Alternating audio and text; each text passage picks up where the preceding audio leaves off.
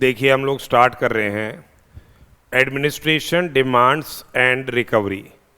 तो जहाँ तक एडमिनिस्ट्रेशन एस्पेक्ट्स का सवाल है, बेसिकली जो ऑफिसर्स होते हैं सेक्शन 3 के अंदर बता रखा है, सेक्शन 3 में ये बता रखा है कि जो ऑफिसर्स हैं under the GST act, section 3 बता रहा है ऑफिसर्स के बारे में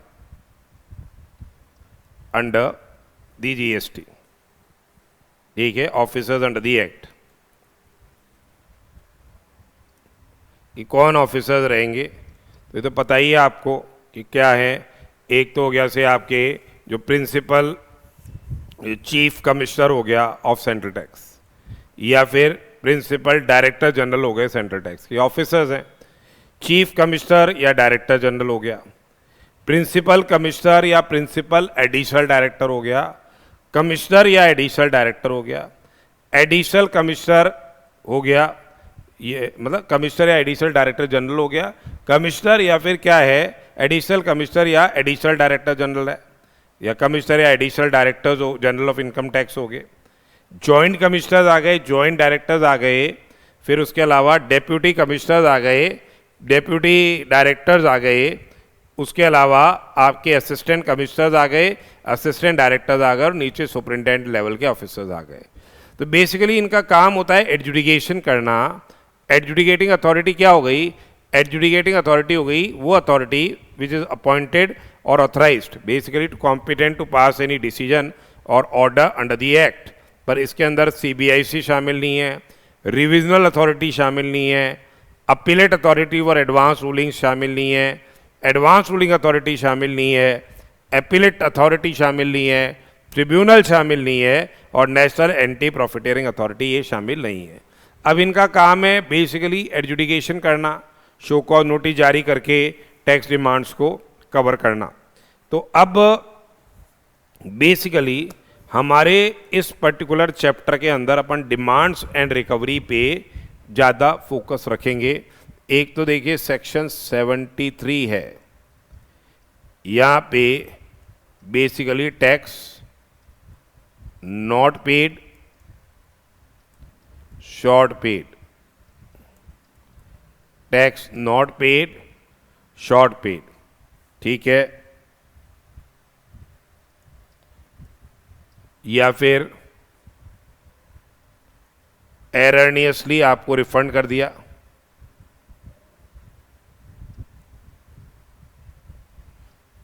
या आईटीसी रॉन्गली अवेल्ड या यूटिलाइज्ड।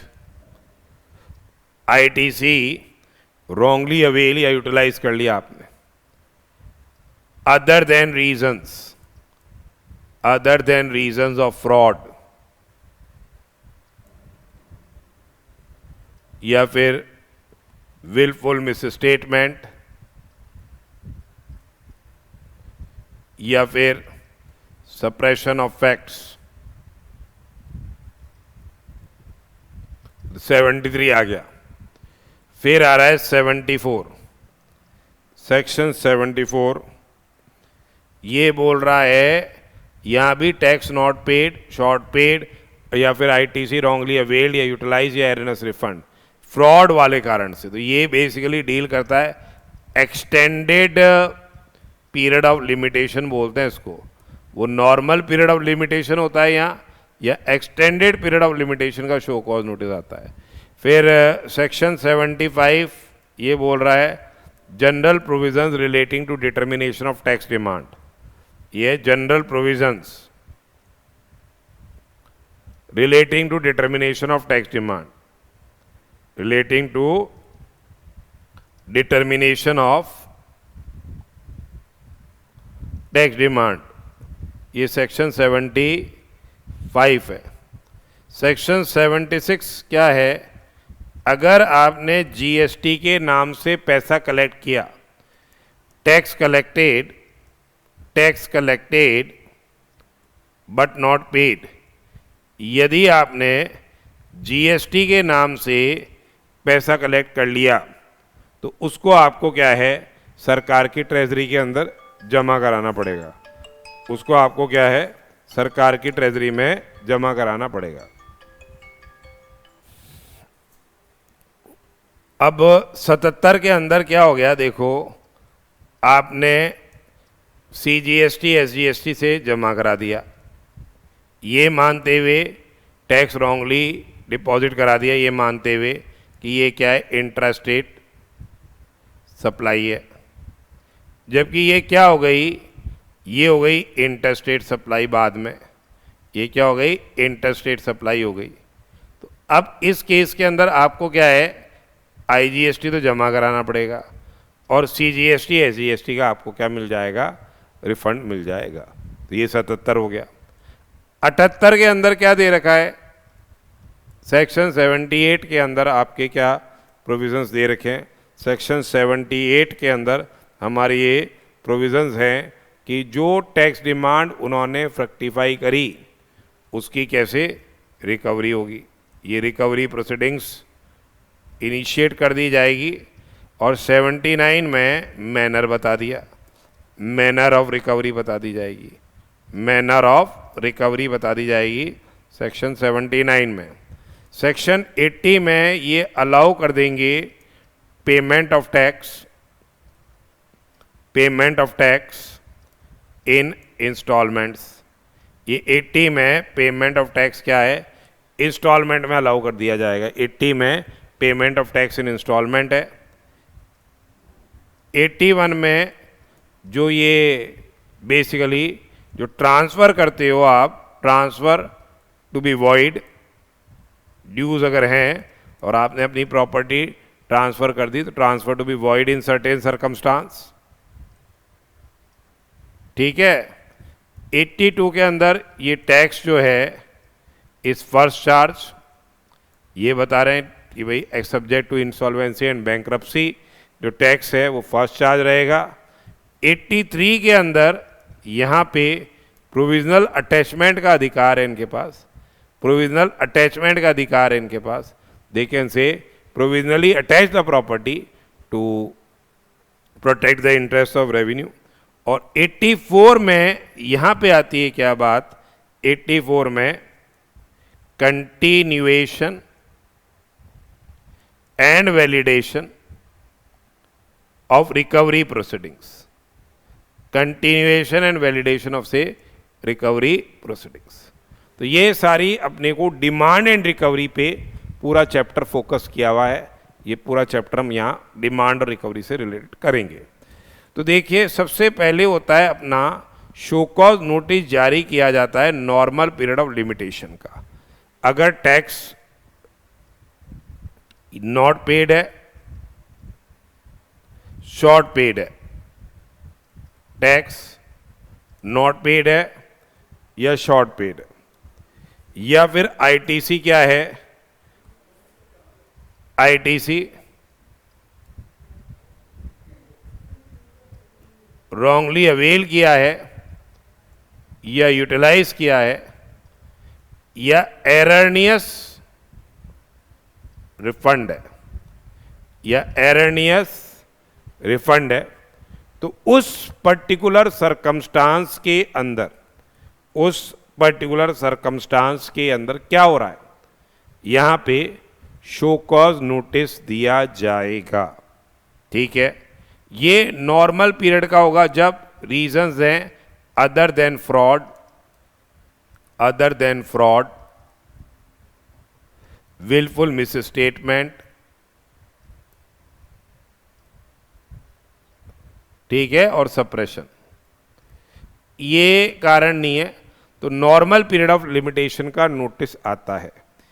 कितने टाइम के अंदर ये नोटिस आता है, बेसिकली जो नॉर्मल पीरियड ऑफ लिमिटेशन का नोटिस है वो आएगा with in 2 years and 9 months, within 2 years and 9 months from the due date of furnishing of the annual return of the financial year to which the tax demand pertains या date of एरंडस refund. 2 साल और 9 महीने के अंदर क्या है, show cause notice आ रहा है। एडजुडिकेशन कितने टाइम के अंदर हो जाएगा, यानी शो कॉज नोटिस आएगा, फिर आप रिप्लाई करोगे और फिर क्या है, एडजुडिकेशन होगा। वो एडजुडिकेशन हो जाएगा यहाँ पे विद इन से 3 years, एडजुडिकेशन हो रहा है कितने टाइम में? With in 3 years from the due date of filing the annual return for the financial year to which the tax demand pertains. Within 3 years from the due date of filing the annual return for the financial year to which the tax demand pertains, या from the date of say earnest refund, या फिर क्या from the date of say earnest refund. ठीक है, तो ये तो normal period of limitation का क्या आ रहा है? शो कॉज नोटिस आ रहा है. अब देखिए, अगर सब्सिक्वेंट पीरियड में भी जो ग्राउंड्स रिलाइड अपॉन सेम है, सब्सिक्वेंट पीरियड में भी यदि ग्राउंड्स रिलाइड अपॉन सेम है, तो फिर उस पर्टिकुलर सरकमस्टांस के अंदर एक स्टेटमेंट ही दे दिया जाएगा और वो स्टेटमेंट को ही क्या है? शो कॉज नोटिस मान लिया जाएगा. उस स्टेटमेंट को ही क्या है? शो कॉज नोटिस मान लिया जाएगा. अब देखिए, ये और सेक्शन 73 में आगे दे रखा है कि आप क्या है, शो कॉज नोटिस आने से पहले क्या कर सकते हो? वॉलेंटरी पेमेंट कर सकते हो. किसका? टैक्स इंटरेस्ट का. टैक्स और अमाउंट, जो इंटरेस्ट का अमाउंट है उसका वॉलेंटरी पेमेंट कर सकते हो. और अगर ये आप पूरा अमाउंट पे कर देते हो तो कोई शो कॉज नोटिस इस केस में नहीं आएगा, कोई पेनल्टी आपको लगाई नहीं जाएगी. कोई शो कॉज नोटिस नहीं आएगा, कोई पेनल्टी आपको लगाई नहीं जाएगी. पर आप कहते हो नहीं भैया, लेट अस सी वो क्या शो कॉज नोटिस देते हैं. तो आप क्या है, शो कॉज नोटिस आने के बाद, शो कॉज नोटिस आने के बाद with in 30 days from the issuance of notice, 30 दिन के अंदर अगर आप क्या है टैक्स का अमाउंट अलॉन्ग विद इंटरेस्ट पे करते हो, टैक्स का अमाउंट अलॉन्ग विद इंटरेस्ट पे करते हो, तो फिर उस केस के अंदर क्या है, कोई पेनल्टी नहीं लगाई जाएगी और पूरा अमाउंट आप पे कर देते हो. तो ये प्रोसीडिंग्स क्या है? The same will be deemed to be concluded. ये प्रोसीडिंग्स क्या है? कंक्लूड हुई हुई क्या है? मान ली जाएगी. ये प्रोसीडिंग्स क्या है? कंक्लूड हुई हुई क्या है? मान ली जाएगी. उसके बाद देखिए, यदि tax amount along with interest, tax amount along with interest is paid within 30 days of the communication of the adjudication order. adjudication order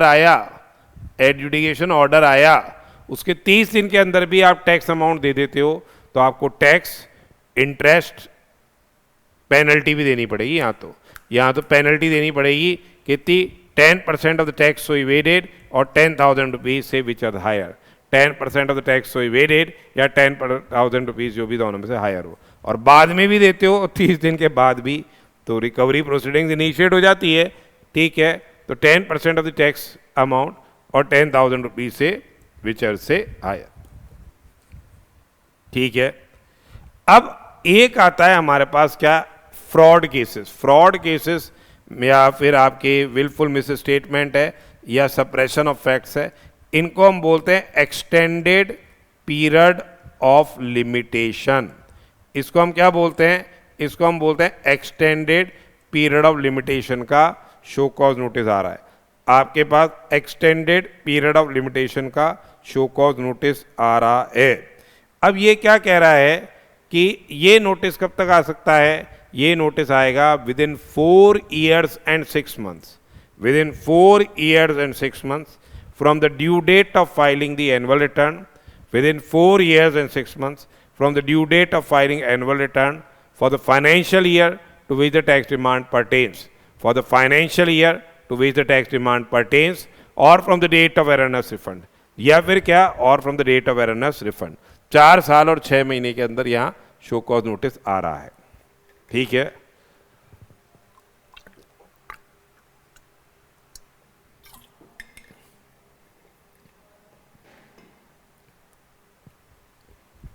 चार साल और 6 महीने में. और एडजुडिकेशन कितने टाइम के अंदर होएगा? 4 साल 6 महीने में शो कॉज नोटिस आ रहा है. और एडजुडिकेशन कितने टाइम में होगा? वही 5 साल में होगा. ठीक है, with in 5 years from the due date of filing of the annual return for the financial year to which the tax demand pertains, या फिर डेट ऑफ से earnest refund. ठीक है, इतने टाइम के अंदर क्या हो जाएगा? आपका एडजुडिकेशन होएगा. ठीक है, अब बेसिकली क्या है ये वो ग्राउंड्स रिलाइड सेम है तो वो सब्सिक्वेंट पीरियड का वो स्टेटमेंट दे सकता है। अब इसमें भी क्या है, वॉलंटरी पेमेंट आप कर सकते हो, वॉलंटरी पेमेंट आप कर सकते हो before issuance of show cause notice, यानी शो कॉज नोटिस आने से पहले आप क्या है वॉलंटरी पेमेंट कर सकते हो। उसमें टैक्स का अमाउंट, सपोज करो टैक्स है 5 लाख रुपए का, इंटरेस्ट जो बन के आया है वो आ गया, सपोज करो इंटरेस्ट आप मान लो 2 लाख रुपए का बन गया है, और पेनल्टी आप दोगे, पेनल्टी यहाँ लगेगी 15% ऑफ टैक्स अमाउंट। ये पैसा जमा करा दो, ठीक है, तो कोई शो कॉज नोटिस उस केस के अंदर नहीं आएगा, कोई शो कॉज नोटिस नहीं आएगा। यानी आप टैक्स दे दो, इंटरेस्ट दे दो prior to issuance of show cause notice, और पेनल्टी दे दो। पेनल्टी कितनी है, या 15% ऑफ टैक्स, ये पेनल्टी का अमाउंट है। पेनल्टी कितनी है, 15% ऑफ द टैक्स पेएबल, ठीक है, तो कोई नोटिस नहीं आएगा। बोलो नहीं भैया हमारे तो शो कॉज नोटिस का इंतजार करो, तो अब वो शो कॉज नोटिस का इंतजार करते हो, फिर शो कॉज नोटिस आता है तो उसमें भी टैक्स देना पड़ेगा, इंटरेस्ट देना पड़ेगा, और पेनल्टी देनी पड़ेगी 25% ऑफ टैक्स अमाउंट, पेनल्टी देनी पड़ेगी 25% ऑफ टैक्स अमाउंट। तो फिर क्या हो जाएगा, ये प्रोसीडिंग्स क्या हो जाएंगी, कंक्लूड हुई हुई मान ली जाएगी। ये प्रोसीडिंग्स क्या है, कंक्लूड हुई हुई मान ली जाएगी। बोले नहीं हम तो रिप्लाई करेंगे शो कॉज नोटिस का, देखते हैं एडजुडिकेशन ऑर्डर क्या आता है। तो अब एडजुडिकेशन ऑर्डर आ गया, अब एडजुडिकेशन ऑर्डर आ गया, और एडजुडिकेशन ऑर्डर के 30 दिन के अंदर, एडजुडिकेशन ऑर्डर के 30 दिन के अंदर आपने क्या है टैक्स का अमाउंट, इंटरेस्ट का अमाउंट और पेनल्टी का अमाउंट जमा कराया, तो पेनल्टी कितनी रह जाएगी, 50% ऑफ द टैक्स पेएबल, और प्रोसीडिंग्स क्या है, डीम टू बी कंक्लूड मान ली जाएगी। पेनल्टी कितनी रह जाएगी, 50% ऑफ द टैक्स पेएबल, और प्रोसीडिंग्स क्या है, deem to have been concluded. पर अगर आप वेट करते हो, आप वेट कर रहे हो, बोला नहीं नहीं नहीं हम तो वेट करेंगे, तो अब 30 दिन भी निकल गए, और बोला भाई साहब फिर पेनल्टी कितनी हो जाएगी, वेट ही करते रह जाओ, 100% ऑफ टैक्स अमाउंट पेनल्टी रह जाएगी, हो जाएगी मतलब, और रिकवरी प्रोसीडिंग्स तो इनिशिएट होगी। अब देखिए अगर self assess tax payable, self assess tax है, सेल्फ असेस टैक्स है, और 30 दिन के अंदर आप क्या है उसका पेमेंट कर देते हो फ्रॉम द ड्यू डेट, तो कोई पेनल्टी आपकी नहीं लगेगी, कोई पेनल्टी नहीं लगेगी। वैसे सेक्शन 73 की जब हम बात करते हैं तो 73(11) में बोल रखा है, तो 73 के लिए पहले शो कॉज नोटिस जारी करना जरूरी है, तो शो कॉज नोटिस जारी होगा तभी आप 73 में आओगे। तो अब ये कह रहे हैं कि भाई जो पेनल्टी मतलब हम 30 दिन के अंदर पेमेंट कर दोगे और पेनल्टी नहीं लगेगी, का बेनिफिट सेल्फ असेस टैक्स में नहीं मिलेगा। तो बेसिकली अगर आपने रिटर्न फाइल कर दिया, भले से बिलेटेड रिटर्न फाइल किया, टैक्स आपन ने जमा करा दिया, तो पेनल्टी किस बात की लगाएंगे, इधर पेनल्टी नहीं लगेगी, परंतु पेनल्टी लगाई जा सकती है सेक्शन 125 में, जनरल पेनल्टी क्या है लगाई जा सकती है। शो कॉज नोटिस ही नहीं आएगा तो किस बार की 73 की पेनल्टी, 10% ऑफ टैक्स या 10,000 वाली कहाँ से पेनल्टी लगाएंगे। अब देखिए सेक्शन 76 में अगर आपने कोई अमाउंट कलेक्ट कर लिया है जीएसटी के नाम से, अगर आपने कोई अमाउंट कलेक्ट कर लिया है जीएसटी के नाम से और अपनी जेब में रख लिया, उसको जमा नहीं कराया, तो शो कॉज नोटिस कभी भी आ सकता है, कोई टाइम लिमिट नहीं है। जब भी ये पता चले कि आपने जीएसटी के नाम से पैसा कलेक्ट किया है, टकाटक आपके ऊपर शो कॉज नोटिस आ सकता है। एडजुडिकेशन कितने टाइम के अंदर किया जाएगा, एडजुडिकेशन किया जाएगा within 1 year from the date of issue of notice. Adjudication कितने टाइम में होगा, इस केस में एडजुडिकेशन होगा within 1 year from date of issue of notice. अगर सेल्फ असेस टैक्स आप पे नहीं करते हो तो इसकी क्या हो जाएगी, डायरेक्ट रिकवरी हो जाएगी। इसकी क्या है, डायरेक्ट रिकवरी होगी। There is no need to issue show cause notice. Self assess tax अगर आप पे नहीं कर रहे हो, डायरेक्ट रिकवरी होगी। Recovery proceedings can be started directly. कोई शो कॉज नोटिस एक तरह से यहाँ पे देने की रिक्वायरमेंट नहीं है, ये देने की रिक्वायरमेंट नहीं है कोई भी शो कॉज नोटिस। फंडामेंटली ये अभी अपन देख रहे हैं। अब क्या जनरल प्रोविजंस है relating to determination of tax, क्या जनरल प्रोविजंस है रिलेटिंग टू से डिटर्मिनेशन ऑफ टैक्स। सेक्शन 75 जो 73 और 74 के शो कॉज नोटिस जारी किए जा रहे हैं, जो 73 और 74 के शो कॉज नोटिस जारी किए जा रहे हैं, उनसे क्या कॉमन प्रोविजंस हैं। तो देखिए अगर एससीएन के अगेंस्ट में आप स्टे लेके आ गए या एडजुडिकेशन ऑर्डर के अगेंस्ट में आप क्या है, स्टे लेके आ गए। एडजुडिकेशन ऑर्डर के अगेंस्ट में आप क्या है, स्टे लेके आ गए, तो जो स्टे का पीरियड है वो एक्सक्लूड कर दिया जाएगा। वो स्टे का पीरियड क्या हो जाएगा, एक्सक्लूड हो जाएगा। तो पीरियड ऑफ स्टे क्या हो जाएगा, एक्सक्लूड हो जाएगा।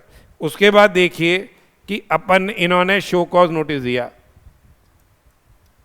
इन्होंने शो कॉज नोटिस दिया, शो कॉज नोटिस दिया, एक्सटेंडेड पीरियड ऑफ लिमिटेशन का शो कॉज नोटिस दिया, एक्सटेंडेड पीरियड ऑफ लिमिटेशन का शो कॉज नोटिस दिया, इन्होंने एक्सटेंडेड पीरियड ऑफ लिमिटेशन का क्या है, शो कॉज नोटिस दिया, ठीक है। परंतु जो फ्रॉड, विलफुल मिसस्टेटमेंट और कल्यूजन के चार्जेस थे वो एस्टैब्लिश नहीं हो पाए, तो उसी नोटिस को जो नॉर्मल पीरियड ऑफ लिमिटेशन का होता है, इन्होंने एक्सटेंशन वाले का दिया 4 साल और 6 महीने वाले पीरियड का। पर अब यही नोटिस क्या है, 2 साल और 9 महीने वाले पीरियड का मान के टैक्स डिमांड्स क्या है, रिकवरी की जाएगी। 2 साल और 9 महीने वाले पीरियड का मान के क्या है, टैक्स डिमांड्स क्या है, रिकवर किया जाएगा। अब देखिए, अगर कोई एपिलेट अथॉरिटी ने या goods and services tax appellate tribunal ने या फिर आपके कोर्ट ने मामला क्या कर दिया, रिमांड किया हुआ है, ठीक है, रेफर किया हुआ है, वैसे अपीलेट अथॉरिटी तो करती नहीं है, परंतु इन्होंने रिमांड किया हुआ है case back to the lower authority, तो उस केस के अंदर एडजुडिकेशन कितने टाइम में हो जाएगा, एडजुडिकेशन होगा 2 years from the communication of their direction. Adjudication order हो जाएगा कितने टाइम के अंदर, 2 साल के अंदर from there communication of the direction. Fundamentally adjudication किया जा रहा है, तो कोई भी ऑर्डर अगर अगेंस्ट जो रजिस्टर्ड पर्सन है पास करेंगे तो ही विल बी गिवन से एन अपॉस्ट्री ऑफ बीइंग हर्ड, उसको क्या है, सुनवाई का क्या है, उचित अवसर प्रदान किया जाएगा, ही विल बी गिवन एन अपॉस्ट्री ऑफ बीइंग हर्ड। और एक पार्टी को एडजर्नमेंट दिया जा सकता है या टाइम टू टाइम पे वो मामले को एडजर्न किया जा सकता है, पर एक पार्टी को कितनी बार से ज़्यादा का एडजर्नमेंट नहीं दिया जाएगा, एक पार्टी को 3 बार से ज़्यादा का एडजर्नमेंट नहीं दिया जाएगा। मैक्सिमम एडजर्नमेंट जो एक पार्टी को दिया जाएगा वो 3 बार से ज़्यादा का एडजर्नमेंट नहीं दिया जाएगा।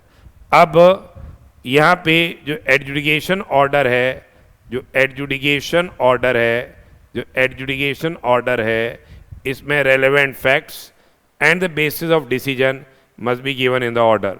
जो रेलेवेंट फैक्ट्स हैं और जो बेसिस ऑफ डिसीजन है the same must be given in the order.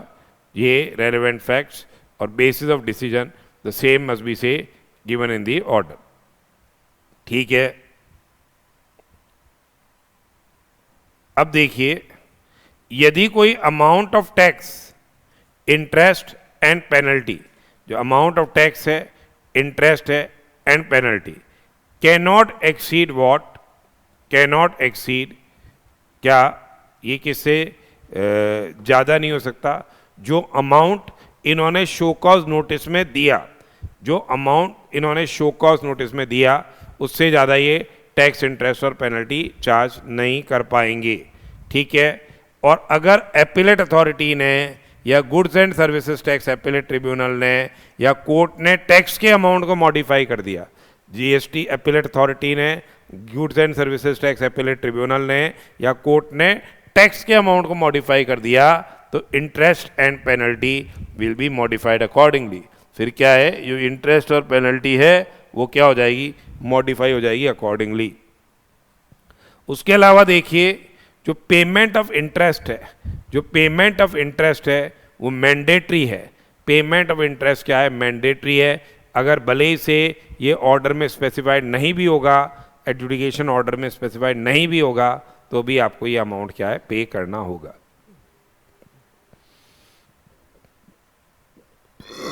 और अगर इन्होंने, यदि इन्होंने 3 साल या 5 साल के अंदर, जैसा भी केस है, एडजुडिकेशन नहीं किया, 3 साल या 5 साल के अंदर एडजुडिकेशन नहीं किया, तो ये प्रोसीडिंग्स क्या है, डीम टू बी कंक्लूडेड मानी जाएगी। ये प्रोसीडिंग्स क्या है, दीज प्रोसीडिंग्स विल बी से डीम टू बी कंक्लूडेड। अब देखिए, सपोज कीजिए यहाँ पे कोई डिसीजन दिया है एपिलेट अथॉरिटी ने, और उसके अगेंस्ट में डिपार्टमेंट वाले goods and services tax appellate tribunal में गए हुए हैं। Goods and services tax appellate tribunal के ने कोई जजमेंट दिया है, उसके अगेंस्ट हाई कोर्ट गए हुए हैं, या हाई कोर्ट ने कोई जजमेंट दिया हुआ है, उसके अगेंस्ट में सुप्रीम कोर्ट में गए हुए हैं। और ऐसा ही मामला आपके केस में भी अराइज हो रहा है। तो ये वेट करेंगे किसके डिसीजन का, जैसे GST 8 goods and services tax appellate tribunal का, या हाई कोर्ट का, या सुप्रीम कोर्ट का। तो जो इस दौरान जो पीरियड है, ठीक है, ये जो वेट कर रहे हैं ये डिसीजन का, जब मामला अपील में गया हुआ और हायर अथॉरिटी के डिसीजन का वेट कर रहे हैं, तो जितना टाइम ये वेट करेंगे ये एक्सक्लूड कर दिया जाएगा time limit of making the adjudication order. तो बेसिकली ये टाइम फ्रेम क्या है, एक्सक्लूड कर दिया जाएगा time limit for making the adjudication order. फिर देखिए आगे बोल रहे हैं क्या, कि अगर कोई सेल्फ असेस टैक्स है, यदि कोई सेल्फ असेस टैक्स है या इंटरेस्ट है, तो उसकी डायरेक्ट रिकवरी होगी under section 79। Self assess tax and interest की क्या है, डायरेक्ट रिकवरी हो रही है क्या, अंडर सेक्शन 79। अब सेल्फ असेस टैक्स के अंदर, सेल्फ असेस टैक्स के अंदर it will include what, the tax payable, जो GSTR 1 के अंदर, GSTR 1 में आपने क्या है, स्टेटमेंट ऑफ आउटवर्ड सप्लाई में, ये आउटवर्ड सप्लाई का जो स्टेटमेंट है इसमें तो सप्लाई रिफ्लेक्ट कर दी, पर GSTR 3B में ये आपने नहीं बताई, GSTR 3B में नहीं बताई। तो इसका जो भी सप्लाईज आपने 1 में दिखाई पर 3B में नहीं दिखाई, तो उस केस के अंदर वो उस पर जो टैक्स बनता है वो भी किसके एम्बिट में आएगा, सेल्फ असेस टैक्स के एम्बिट में आएगा, और उसकी भी डायरेक्ट रिकवरी कर सकते हैं। And double penalty is not imposable. अगर 73 के अंदर या 74 के अंदर वो पेनल्टी लगा रहे हैं, तो फिर वही पेनल्टी 122 के अंदर नहीं लगाई जाएगी। वही पेनल्टी क्या है, 122 के अंदर नहीं लगाई जाएगी। तो एक तरह से 73, 74, 75 they are very very very important sections. ये बहुत ही इंपॉर्टेंट है एग्जामिनेशन पॉइंट ऑफ व्यू से। अब आते हैं हम किस पे, सेक्शन 76 पे। सेक्शन 76 ये बोलता है कि सपोज करो GST की रेट है निल, GST की रेट है निल, और आपने GST कलेक्ट कर दिया 18% की रेट से। आपने क्या है, GST कलेक्ट कर लिया 18% की रेट से, और कहते हैं कि भैया मुझे कुछ जमा ही नहीं कराना क्योंकि नील रेट है, मैं क्यों जमा कराऊं। या 5% GST की रेट है और आपने कलेक्ट कर लिया 18% से, तो वो कह रहे हैं भाई साहब जो भी GST के नाम से पैसा कलेक्ट किया जाएगा, amount collected in name of GST, जो भी अमाउंट आपने कलेक्ट किया है in name of GST, same is to be deposited to treasury of government. ये गवर्नमेंट की ट्रेजरी में जमा कराना है। तो देखिए सेक्शन 76 ये बोल रहा है, obligation of person who has collected the amount representing tax, obligation of person who has collected the amount representing tax, the same is to be deposited to the government। ठीक है, obligation of person who has collected the tax, he has to deposit the said amount to the treasury of the government। इसके लिए क्या है, आपके पास show cause notice जारी किया जाएगा। आपको शो कॉज नोटिस जारी किया जाएगा कि भैया क्यों नहीं ये टैक्स का अमाउंट, क्यों नहीं ये टैक्स का अमाउंट आप जमा कराते हो along with what, penalty equal to the amount. ठीक है, ये शो कॉज नोटिस जारी किया जा रहा है कि भैया जो टैक्स का अमाउंट तुमने कलेक्ट किया है क्यों नहीं आप इसको जमा कराते हो। फिर प्रॉपर ऑफिसर क्या है, एडजुडिकेशन ऑर्डर देगा।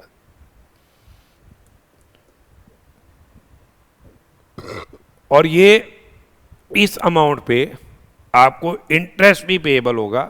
Interest is also payable on such amount at rate of say 18% per annum from the date of collection, जब भी अमाउंट आपने कलेक्ट किया था, till the date of payment, till the date of payment।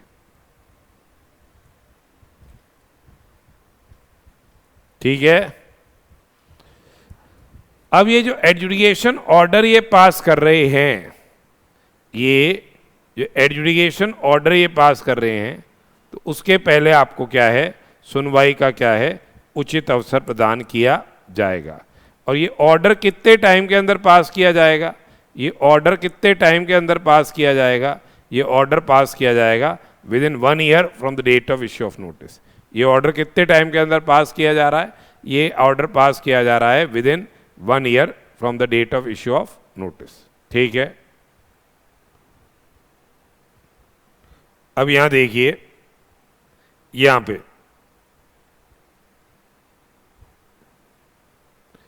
अब यहां पे देखिए, ये कह रहे हैं कि अगर कोई स्टे आ गया है अगेंस्ट एडजुडिकेशन ऑर्डर, ये क्या है, स्टे आ गया है अगेंस्ट एडजुडिकेशन ऑर्डर, तो पीरियड ऑफ स्टे क्या हो जाएगा, पीरियड ऑफ स्टे क्या हो जाएगा, एक्सक्लूड हो जाएगा। Stay against adjudication order, period of stay क्या हो जाएगा, एक्सक्लूड हो जाएगा।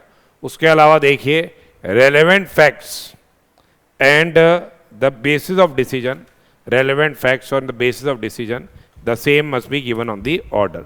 जो रेलेवेंट फैक्ट्स हैं और बेसिस ऑफ डिसीजन है, the same must be given in the order. फिर जो भी अमाउंट आपने पे किया है, जो भी अमाउंट आपने पे किया है, the same will be adjusted against the tax payable. जो भी अमाउंट आपने पे किया है वो एडजस्ट हो जाएगा, और सरप्लस अमाउंट अगर कुछ बनता है तो वो क्या हो जाएगा,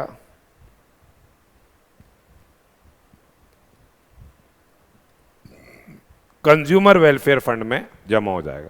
सरप्लस अमाउंट क्या है, कंज्यूमर वेलफेयर फंड में क्या हो जाएगा, जमा हो जाएगा।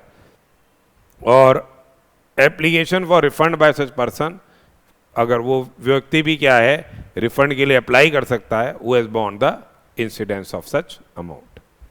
तो ये तो सेक्शन 76 था कि जीएसटी के नाम से, जीएसटी के नाम से अगर कोई भी अमाउंट आपने कलेक्ट किया है, उसको क्या है, आपको सरकार की ट्रेजरी के अंदर क्या है, जमा कराना है। जीएसटी के नाम से कोई भी अमाउंट आपने कलेक्ट किया है, उसको क्या है, सरकार की ट्रेजरी के अंदर क्या है, जमा कराना है।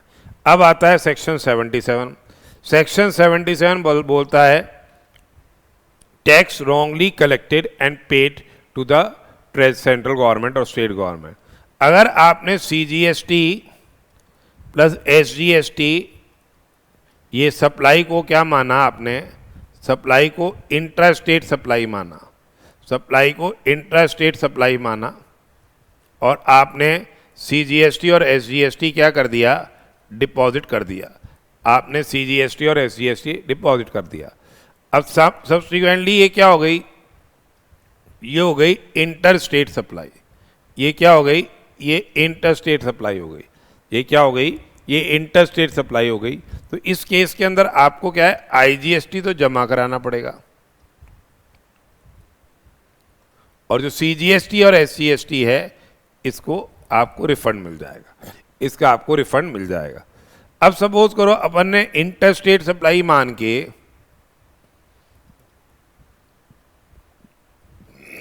आईजीएसटी जब डिपॉजिट कर दिया, और वो हेल्ड हुई क्या, बोला ये तो भैया इंट्रा स्टेट सप्लाई है, ये इंट्रा स्टेट सप्लाई है।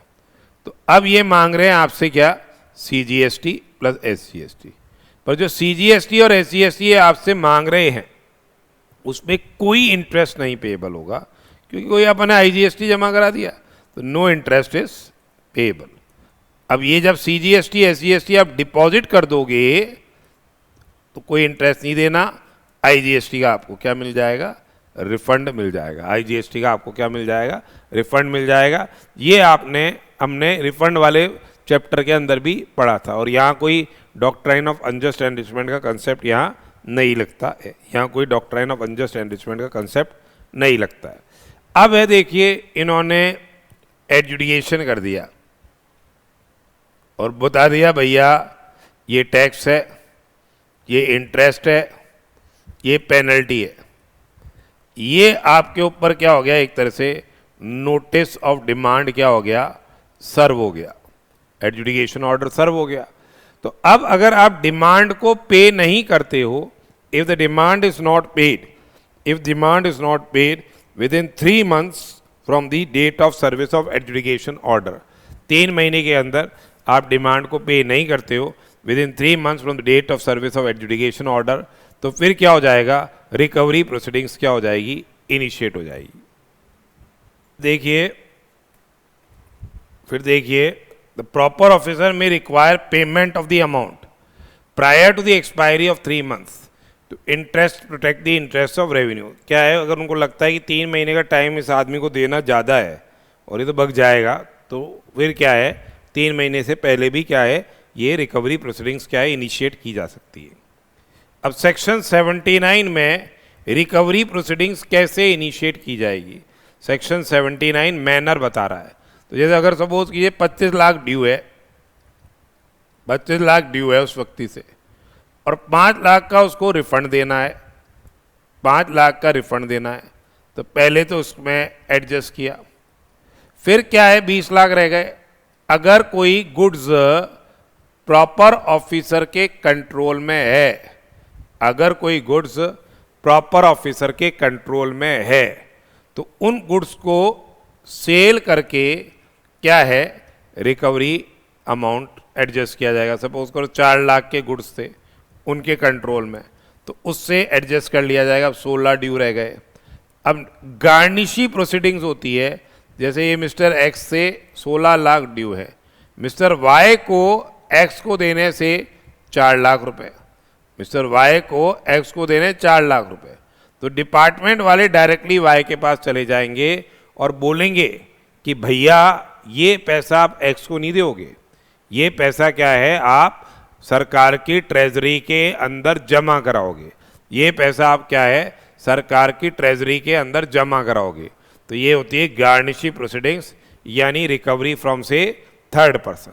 ये क्या है, रिकवरी फ्रॉम थर्ड पर्सन है, ये गार्निशी प्रोसीडिंग्स है। और अगर गार्निशी ने इस नोटिस को कंप्लाई नहीं किया, यदि गार्निशी ने इस नोटिस को कंप्लाई नहीं किया, तो वो क्या हो जाएगा, पर्सनली लायबल हो जाएगा। यदि गार्निशी इस नोटिस को कंप्लाई नहीं करता है, तो वो क्या है, पर्सनली लायबल होगा। फिर आ जाएगा क्या, recovery by sale of movable और इमूवेबल प्रॉपर्टी। फिर क्या हो गया, रिकवरी बाय सेल ऑफ से मूवेबल और से इमूवेबल प्रॉपर्टी।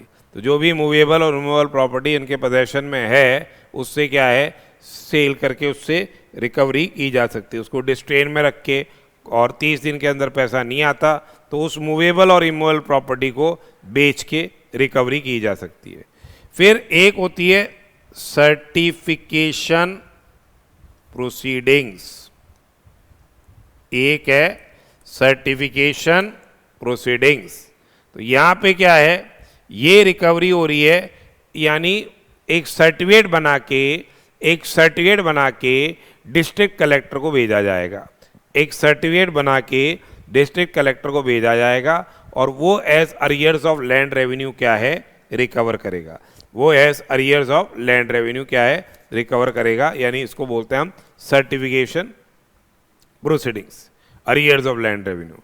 फिर recovery as fine impose by magistrate, recovery क्या है, as fine impose by magistrate जैसे की जा सकती है।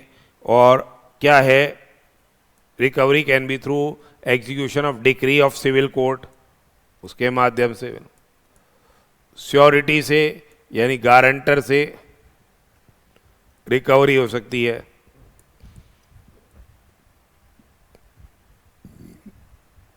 अगर कंपनी लिक्विडेशन में चली गई, तो ये नोटिस किसको भेजा जाएगा, लिक्विडेटर को भेजा जाएगा कि you can not part with the assets of the company, जब तक कि आप कंपनी के ये ड्यूज नहीं देते। फिर जो बॉन्ड में अगर कोई अमाउंट स्पेसिफाइड है, तो recovery can be made, recovery can be made as per provisions of section 79। जो बॉन्ड अमाउंट है उसकी रिकवरी भी as per provisions of section 79 की जा सकती है। इसके अलावा एसजीएसटी या यूटीजीएसटी ऑफिसर, एसजीएसटी या यूटीजीएसटी ऑफिसर में ऑल्सो रिकवर सीजीएसटी ड्यूज। वो क्या है, सीजीएसटी ड्यूज को रिकवर कर सकता है and credit the same to the central government. और यहाँ पे अपोर्शनमेंट होगा, जैसे आधा आधा, जैसे 50,000 के ड्यूज थे CGST के, 50,000 के ही SGST के ड्यूज थे, और रिकवरी हुई है से 28,000 की, ये रिकवरी हुई है तो 14,000 तो CGST की तरफ एडजस्ट हो जाएंगे, 14,000 रुपये SGST की तरफ क्या है, एडजस्ट हो जाएंगे। ठीक है। और ये अगर आप ही का ही दूसरा एस्टेब्लिशमेंट है, सेम पेन दूसरा एस्टेब्लिशमेंट है, तो उससे भी क्या है, रिकवरी हो सकती है। ये सेक्शन 79 है। अब सेक्शन 80 है payment of tax in and other amount in installments. तो देखिए, आप अप्लाई कर सकते हो किसको, कमिश्नर को, कि बोला ये तो भाई साहब GST की डिमांड बहुत ज़्यादा है, तो आप हमारे को क्या है एक्सटेंशन अलाउ कर दो, या फिर क्या है हमको इंस्टॉलमेंट अलाउ कर दो। तो जो इंस्टॉलमेंट होगी वो मंथली इंस्टॉलमेंट बनेगी, नॉट एक्सीडिंग 24। ये जो इंस्टॉलमेंट बनेगी ये 24 महीने से ज़्यादा की इंस्टॉलमेंट्स नहीं होगी। अब in case of self assess tax, extension का बेनिफिट और इंस्टॉलमेंट्स अलाउ नहीं होगी। सेल्फ असेस टैक्स में एक्सटेंशन का बेनिफिट और से इंस्टॉलमेंट क्या है, यहाँ अलाउ नहीं की जाएगी। ठीक है। और अगर कोई डिफॉल्ट हो जाती है इन इंस्टॉलमेंट, यदि कोई डिफॉल्ट हो जाती है इंस्टॉलमेंट में, तो सारी की सारी जो आउटस्टैंडिंग इंस्टॉलमेंट है will become due on the date of such default. सारी की सारी जो इंस्टॉलमेंट्स है वो क्या हो जाएगी, ड्यू हो जाएगी on the date of such default. फिर देखिए, ये कह रहा है कि अगर किसकी प्रीसीडिंग फाइनेंशियल ईयर में इंस्टॉलमेंट अलाउ नहीं हुई, तो इस फाइनेंशियल ईयर में भी क्या इंस्टॉलमेंट अलाउ नहीं होगी। या फिर यदि उसने डिफॉल्ट कर दिया है in making payment of the amount under CGST, SGST, IGST, UTGST, जिसके लिए रिकवरी प्रोसेस चल रहा था, तो इंस्टॉलमेंट अलाउ नहीं होगी। और कब नहीं होगी, जहां अमाउंट ड्यू, जो अमाउंट ड्यू है इज लेस देन ₹25,000, जो अमाउंट ड्यू है इज लेस देन ₹25,000, तब ये इंस्टॉलमेंट अलाउ नहीं होगी, तब ये इंस्टॉलमेंट से अलाउ नहीं होगी। फिर देखिए सेक्शन 81 क्या बोल रहा है। 81 है transfer of property to be void in certain cases. अगर आपके ड्यू अमाउंट है, अमाउंट ड्यू पड़ा हुआ है, और वो व्यक्ति क्या कर देता है, प्रॉपर्टी को ट्रांसफ़र कर देता है, या उसके ऊपर क्या है चार्ज क्रिएट कर देता है। ट्रांसफ़र कर दिया जैसे सेल के माध्यम से, मॉर्गेज के माध्यम से, ठीक है, या फिर क्या है एक्सचेंज कर लिया, अदर मोड ऑफ ट्रांसफ़र, जिससे कि इंटेंशन है टू डिफ्रॉड रेवेन्यू, इंटेंशन है इसका टू डिफ्रॉड रेवेन्यू। तो ये जो ट्रांसफ़र किया जाएगा प्रॉपर्टी का, ये चार्ज जो क्रिएट किया जाएगा वो क्या माना जाएगा, वॉइड माना जाएगा। परंतु ये ट्रांसफ़र कब वॉइड नहीं होगा, जब ये फॉर एडिक्वेट कंसिडरेशन हो, ये एडिक्वेट कंसिडरेशन हो, इन गुड फेथ हो, इन गुड फेथ ये ट्रांसफ़र किया गया हो, and without pendency of proceedings, या फिर with previous permission of this, without knowledge of pendency of proceedings, without knowledge of pendency of proceedings, या फिर क्या जो without with the permission of the proper officer. तो अगर ट्रांसफ़र किया गया है in good faith without knowledge of the pendency of proceedings या with the permission of the officer, तो ये ट्रांसफ़र क्या है वैलिड रहेगा, तब ये चार्ज या ट्रांसफ़र वॉइड नहीं माना जाएगा। अब है section 83। Basically 83 is what, provisional attachment to protect interest of revenue in certain cases. तो यहाँ पे ये क्या है, पेंडेंसी ऑफ प्रोसीडिंग्स में, पेंडेंसी ऑफ प्रोसीडिंग्स में ये क्या कर सकते हैं, प्रोविजनली अटैच कर सकते हैं property including bank account of taxable person, या जो 122(1)(a) में है, इसको जो असिस्ट कर रहे हैं रॉन्ग डूइंग में, उन लोगों के जो एक्चुअल प्रिपेटेटर्स हैं, उनकी प्रॉपर्टीज़ को अटैच किया जा सकता है। पेंडेंसी कौन सी प्रोसीडिंग्स की पेंडेंसी है? या तो असेसमेंट प्रोसीडिंग्स की पेंडेंसी है, या inspection search and seizure proceedings की क्या है पेंडेंसी है, या फिर क्या है डिमांड एंड रिकवरी प्रोसीडिंग्स की क्या है पेंडेंसी है। और ये जो प्रोविजनल अटैचमेंट ऑर्डर जो रहेगा, ये रहेगा within for a period of 1 year from the date when provisional attachment order is made. ये कितने टाइम तक रहेगा? Within 1 year from the date when the से provisional attachment order is made. अब एक है section 84। Section 84 is basically dealing with what? Continuation and validation of रिकवरी proceedings.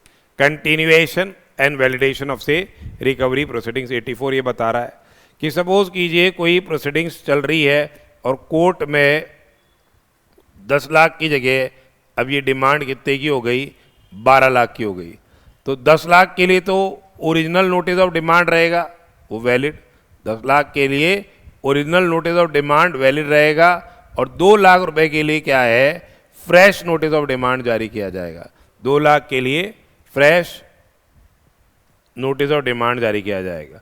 तो issuance of fresh notice when the government dues are enhanced and continuation of से recovery proceedings of earlier demand as per the earlier notice, ये 84 बता रहा है। और अगर suppose कीजिए पहले डिमांड 12 लाख की थी, ये डिमांड 12 लाख की थी, अब रिड्यूस होके इसको क्या कर दिया? 8 लाख कर दिया। तो उस केस के अंदर क्या हो जाएगा?